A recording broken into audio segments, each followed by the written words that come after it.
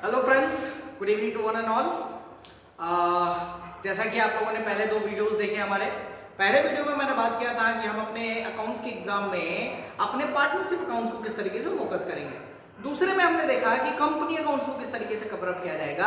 अब ये जो थर्ड बुक है वो हमारी डील करेगी हमारे फाइनेंशियल स्टेटमेंट यानी थर्ड बुक से।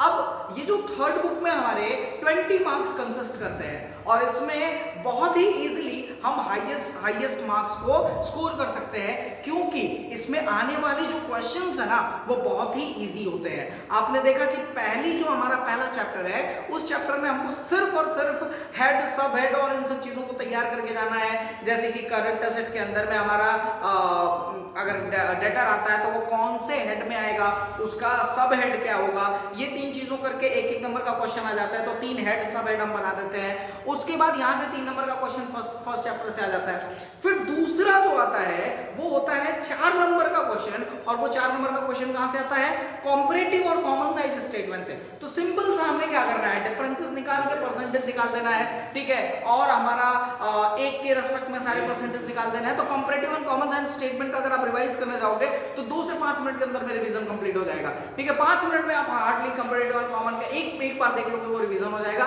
2-3 उसके क्वेश्चंस प्रैक्टिस कर लेना, वहां से 4 नंबर जरूर आते हैं, और उसको बेसिक उसको पूरी तरीके से तैयार करके जाइएगा, वो आपको 4 नंबर दिलाएगा। उसके बाद आपका जो तीसरी चीज है कैश फ्लो स्टेटमेंट, और उससे भी पहले अगर मैं बात करूं तो रेशियो एनालिसिस में कुछ रेशियोज में बता देता हूं। लिक्विड रेशियो, ठीक है, उसके बाद करंट रेशियो, इसको जरूर पढ़ के जाना। उसके बाद डेट टू इक्विटी रेशियो और बेसिक रेशियो सारे पढ़ लीजिएगा। हालांकि चैप्टर को आपको पूरा तैयार करना है, लेकिन अगर आपके पास टाइम ना हो तो कुछ एक ऐसे रेशियोज को और अच्छे से पढ़ लेना।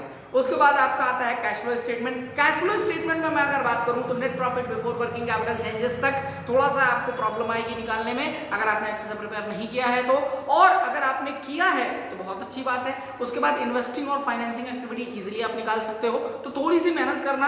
और अगर आपने बहुत अच्छे से प्रिपेयर किया है, पूरा का पूरा क्वेश्चन लगा रहे हो तो वेल एंड गुड है। अगर नहीं हो पाता है तो भी वो क्वेश्चन छोड़ना नहीं है। तो इन सारी 3-4 चीजों को तैयार करने से वो आपका पूरा कवर अप हो जाएगा। फाइनेंसिंग एक्टिविटी और इन्वेस्टिंग एक्टिविटी जरूर करके आना।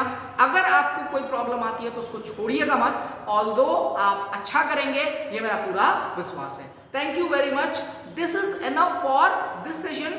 आगे की क्लासेस के लिए आप हमारे साथ जुड़े रहिए। सारे के सारे सीयूटी के रिकॉर्डेड लेक्चर्स आपको दिए जाएंगे, ठीक है। उसके बाद में आपके जो है 11th और 12th की भी बैचेस हमारे यहाँ शुरू हो गई हैं। तो अगर आप एनरोलमेंट करना चाहते हो तो हमसे कनेक्ट करिए, और बेस्ट क्लासेस आपको प्रोवाइड कराई जाएंगी। इसकी एश्योरिटी हमारी तरफ से पूरा रहेगा। तो all the best for your examination. Thank you very much.